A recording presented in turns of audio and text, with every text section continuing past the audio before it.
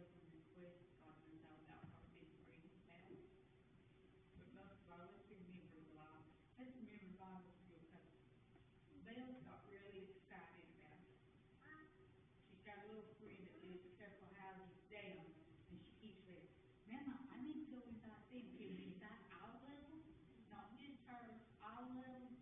She's never done that before. So she's real excited about Bible school and wants to get her friends to come with her and everything. And I told her yes, but I'd let her go down there tomorrow and talk to them and everything, take a flyer and everything. But let's pray for Bible school. No, you see the kids don't go to church, you don't see them out if they this evening or anything. And for them to make friends this fast with Belle, that's an accomplishment. You don't make friends easy.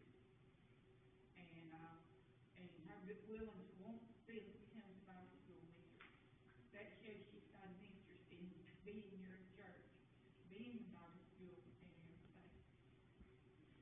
So it's not me, it's we are doing such another right. When they get interested and want to come and want to get their friends to come with them.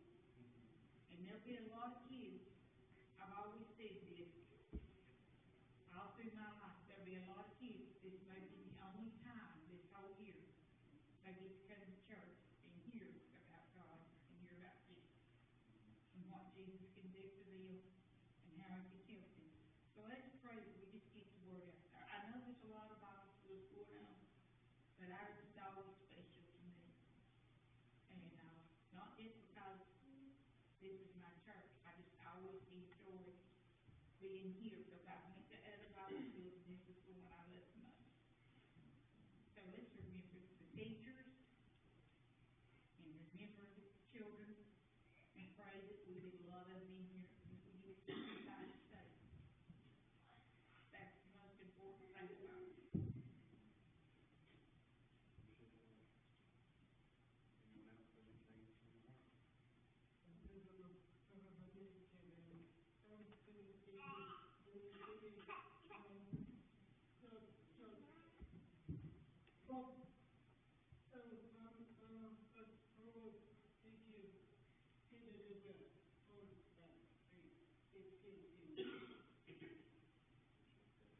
Let's continue to remember Karen and Harold and Barbara. Remember Chelsea, she goes tomorrow for Cintas.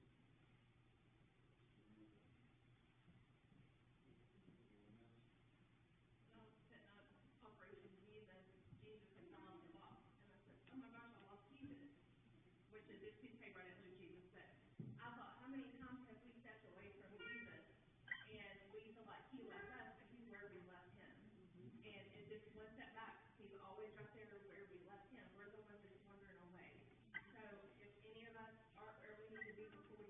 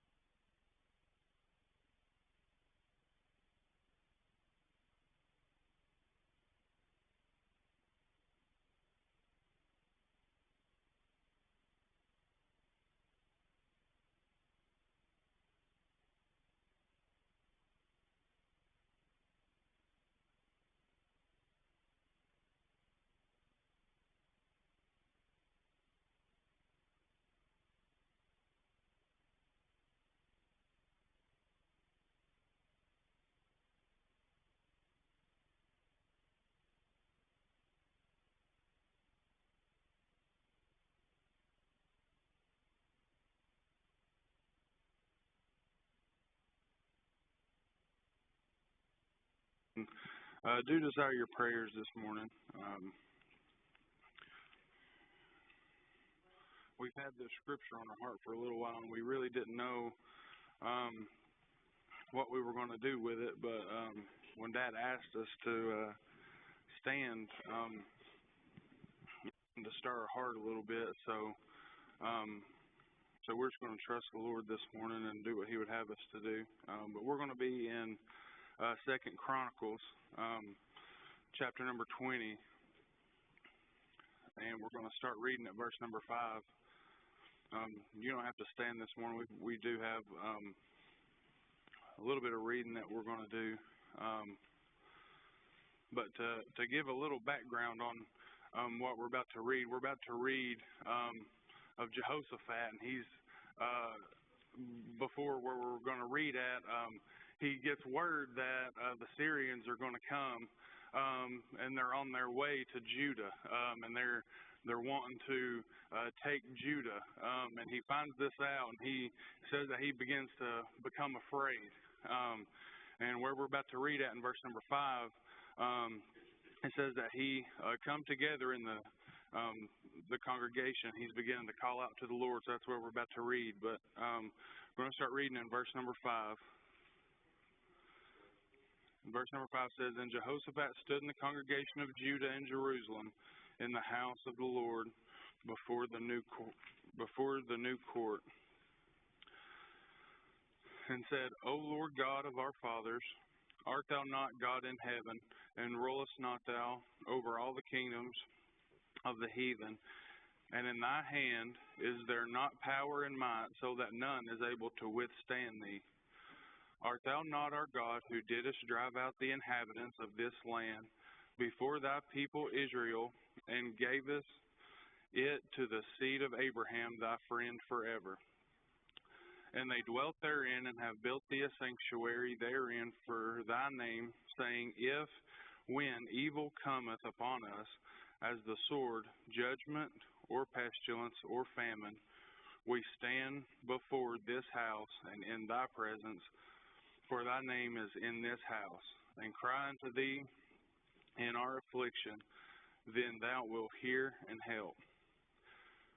And now, behold, the children of Ammon and Moab and Mount Seir, whom thou wouldest not let Israel invade when they came out of the land of Egypt, but they turned from them and destroyed them not.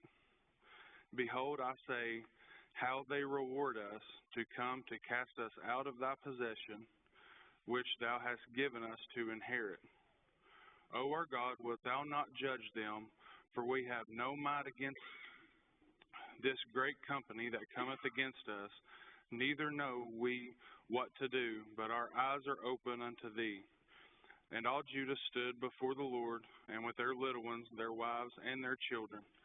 And we'll skip and go to verse 15. But verse 15 says, "And he said, Hearken ye all Judah, and ye inhabitants of Jerusalem, and thou King Jehoshaphat, thus saith the Lord unto you, Be not afraid nor dismayed by reason of this great multitude, for the battle is not yours, but God's. Tomorrow ye go against them. Behold, they come up by the cliff of Ziz, and ye shall find them at the end of the brook, before the wilderness of Jeruel. And you shall not need to fight in this battle. Set yourselves and stand ye still, and see the salvation of the Lord with you. O Judah and Jerusalem, fear not, nor be dismayed. Tomorrow go out against them, for the Lord will be with you." And we're going to stop reading right there. But like we said before, Jehoshaphat had got word that there's an army that's coming to overthrow him and his people. And they're coming to overthrow the children of God, if you'll have it that way. And he began to say, because before this, the Syrians were coming through, and they were just winning battle after battle after battle. And they were on their way to Jehoshaphat and to his army. And it said that when he heard that they were coming, it said that he got afraid. And what we just read is he began to call out to the Lord, and he he began to ask the Lord, why, if you'll have it that way, are they going to do this? And he began to ask him, well, when the children of Israel were coming into the promised land, that army was there. And he asked them, why didn't the children of Israel just wipe them out? Why did you send them away? And they began to say that he began to cry out, and the Lord come and told him, hey, I know that you're going to face this army, but you have no need to fight in this battle.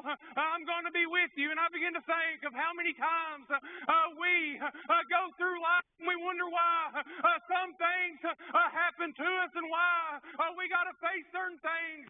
But I'm going to tell you something, sometimes some things come up in our life that we just don't know why, Nathan, that we have to fight this battle. But I'm here to tell you something. We don't have to fight the battle alone. But sometimes we do, and we think that nobody is on our side. You know, Jehoshaphat could have fled. He could have took his army and ran away. I begin to think maybe they were outnumbered. Maybe they had better equipment, more equipment than they had. Maybe, just maybe, he could have just fled with his army and ran away because the battle was too big. I begin to think of how many times we do that in our life. How many times that we see the battle, but instead of like Jehoshaphat done, he heard the battle was coming, and he was afraid of what may happen in this battle that was getting ready to take place. And he called out unto the Lord. He didn't ask the Lord why. He asked him for help, didn't he? He asked him for help. He turned it over. He knew. We're not going to, me and my army, we're not going to win this battle alone. We're not going to win this battle. The only way he knew that he was going to win this battle is if the Lord showed up. And I'm going to tell you something today, church. The Lord will show up on our behalf. When we think that we're all alone, we think that the battle's lost, the Lord will show up on our behalf. The Lord cares about us. He loves us. And I'm going to tell you something. He loves us enough that He sees us in the shape we're in. He sees us in the circumstances we're in. And He promises that He's never going to leave us, never forsake us. But He'll go with us. And He'll fight the battles that we're fighting. We ain't got to fight them alone. I know that when we fight battles, we get discouraged. It's hard to go through battles. It's hard, it's tough. But I'm going to tell you something. The Lord is ready to fight on your behalf if you'll give Him that battle to fight. But a lot of times, we want to fight it ourselves. You know it? We want to fight it ourselves.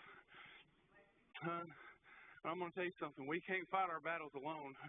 So I'm going to tell you something. The devil don't have no power until we give the devil power.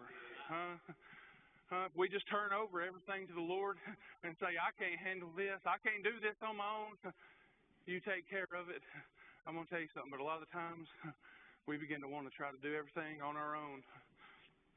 We begin to look everywhere else. Something happens in our life and we begin to look everywhere else but to God, the only one that can do anything for us. We look over here, over there, or we want to do this and do that when hard times come instead of just turning everything over to the Lord. I begin to think of the children of Israel. They were sitting there, and Goliath had come and challenged them, and he was ready for battle. But what did the children of Israel do? They said they began to get afraid. And they sent David had come down there and said, I'll go and fight them. And the first thing that they done, even though they were God's people, and even though God had brought them through battle after battle after battle, David said, I'll come and fight. And David said, I'll go with them in the name of the Lord. And you know what they done? So they began to throw a bunch of armor on him and throw a bunch of worldly stuff on him, if you'll have it that way. So you can't win that fight unless you have this and this and this. And he said, no, I've not proven it, but I've proven God. And that's where I'm going to go down there and fight him. I'm going to fight him with God. I'm going to tell you something. We can't fight the devil in our battles unless it's with God. Because I'm going to tell you something. We ain't going to stand a chance if I myself go up and try to fight the devil, just me and the devil. It's not going to work.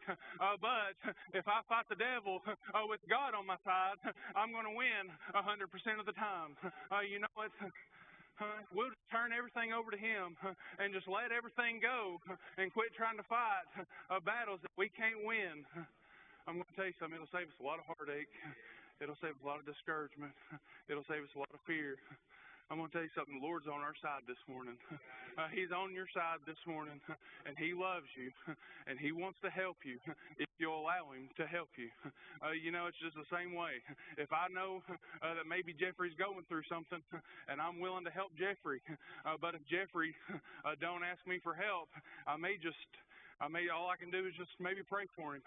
But if Jeffrey doesn't ask me for help, I can't do nothing. Until we turn it over to God, until we turn our battle over to God, and our heartache over to God, and our fears over to God, hey, we'll just keep fighting, and we'll just keep losing the battle that we're in. You know what? Let's just turn everything over to God. I'm going to tell you something. I don't know what circumstances you're in. I don't know what your heart is this morning. I have no idea. Maybe everything's going good for you. But I'm going to tell you something. We're about to start Bible school. That's going to be a battle in itself. If you don't think the devil's going to come and try to work, and all the teachers and all the other people have got something, you're wrong. The devil's going to be here, and he's going to want a battle. And I'm going to tell you something. If you're not battle ready, if everything's right and you're not battle ready, the devil's going to bring the battle right to you this week. So we better get battle ready. I know that someone said it up here that we need to make sure that we've got our heart right and that we're ready to fight this battle because we're going to have lost souls in here, and we know the devil's not going to want them to come to this altar and get saved. So we're going to battle.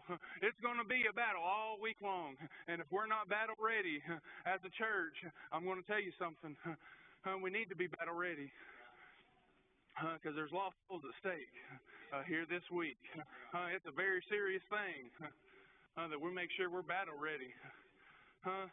And I don't know, and maybe you're sitting here and life's been hard. Maybe you're going through a battle right now. And you know what? Again, we're about to start Bible school.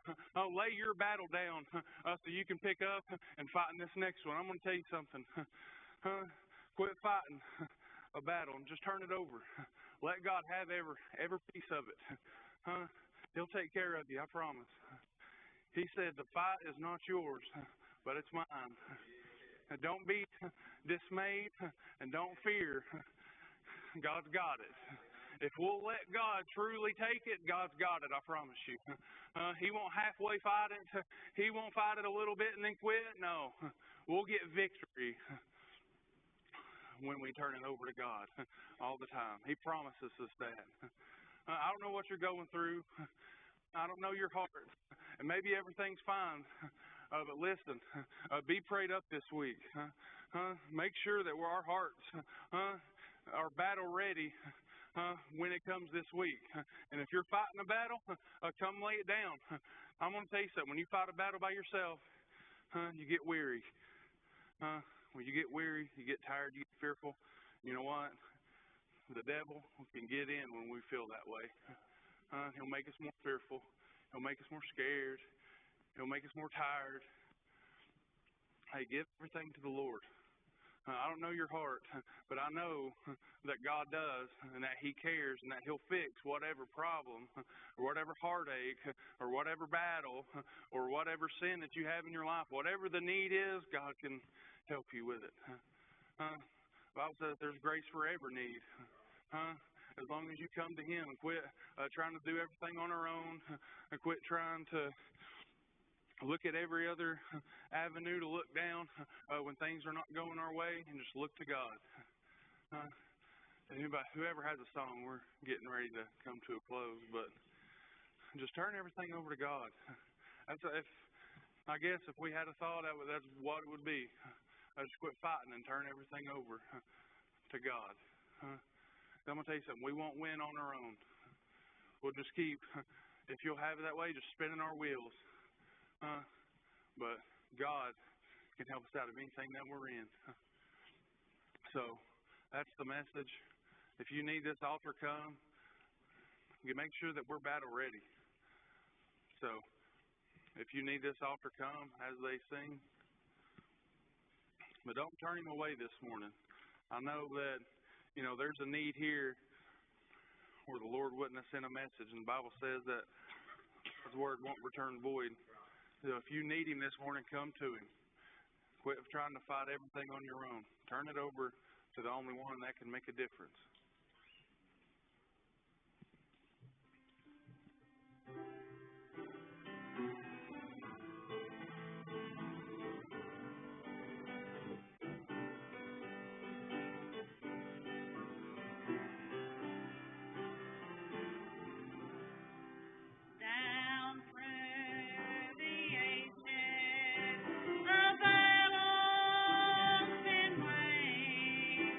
Against the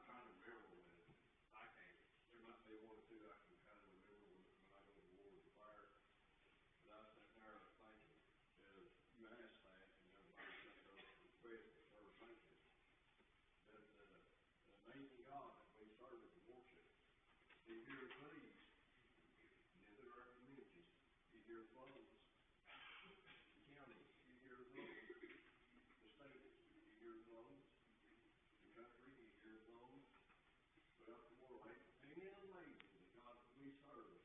I can remember from maybe 2 or 3 first, He hears and answers each and every single one of us. Millions of them. He's just more one of them, amazing God. There's nothing, our Bible teaches and tells us, there's nothing impossible to Him.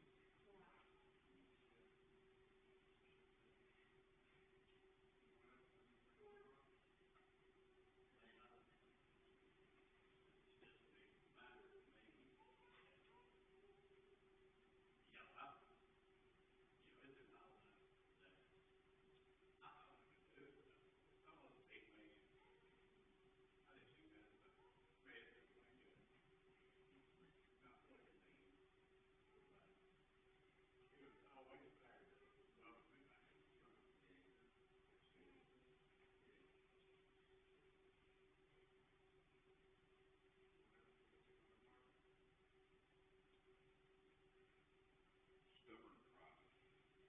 That's what it boils down to. I'm guilty of it. I'm probably more guilty of it than anybody. It ain't something I'm proud of. It's just I have a fault, and it's probably not intentional. I don't want to ask God for help. Just it's not my natural reaction. And it's not that I don't trust God. It's not that. I don't want to ask anybody for help. I just want to handle it on my own, keep it quiet, don't bother anybody. But that ain't it works. I don't like it that way. Nobody does. I mean, everybody's got pride. And that's what got the children of Israel in trouble so often. I mean, that's why they wondered. I don't remember exactly how far it was from where they left in Egypt to where they were headed there in the promised land. It wasn't far. It was a 7th-day journey, is what the Bible says. I don't remember how far that is. They wandered around in circles for 40 years because they're too stubborn, too hard-hearted, stiff-necked. That right there, if you look at that logically, that just don't make no sense, does it? If you walk around in circles long enough, you're going to get dizzy and fall down. They wouldn't ask. They wanted, when Moses was up on the mountain there to receive the 10 Commandments, what did they do? They talked Aaron into it. Give everybody their earrings and everything to make them a golden calf. They wanted something, and we do too to some extent. They wanted a God they could see. They're a visual. They were a visual people. That's why everybody, likes idols. Because they could see that. I'll just be honest with you. I'd rather have a God that I can't see with my own eyes, who can do anything I need Him to do, or want, anything He wants to do, whatever He takes a notion to do, than some God, that I could get a little pocket figurine carried around with me that can't do anything. I'll never understand that right there. And maybe it's because I was raised in church. But like I said, and you hear the argument that atheists make. I don't see any evidence of God. If you're open-minded, you can see evidence of God. I've said it before. It takes more faith to be an atheist than it does to believe in God, because you believe all these things in the universe come from nothing. That's foolish. How in the world can you believe that everything that exists just popped up out of literally nowhere? That don't make no sense. But what we have to remember is it's like raising children. Your kids don't have to like what you tell them to do. They don't have to like going through things. I don't like going through things. Nobody does. And Jeffrey tells me, I know it's not like going through this, and I can't imagine. I hate it for you more than you could ever know. But what we have to remember, and I've had to look at it this way in my life, we can't see as far out as God can. Every trouble, every trial, go through now. Granted, sometimes, and I'm not saying this is the case with you all, it's not, but a lot of times the troubles and trials that I've had in my life, I've brought on myself because I wasn't following God, because I wanted to do things my own way. But when it's not that, when that isn't the case, when it's something that God knows that we need to go through, He's trying to make us grow. It's like with exercise, you know. You have to stimulate muscle growth if you want to grow. You know what I'm talking about. You have to stress and strain the muscles if you want them to grow. It's like if you're used to walking on flat ground all the time and you suddenly have to start walking uphill or downhill, that puts more stress on your leg muscles. Sometimes God has to stress and strain our muscles a little bit to make us grow. Sometimes we need to go through whatever it is that we're going through. No matter how much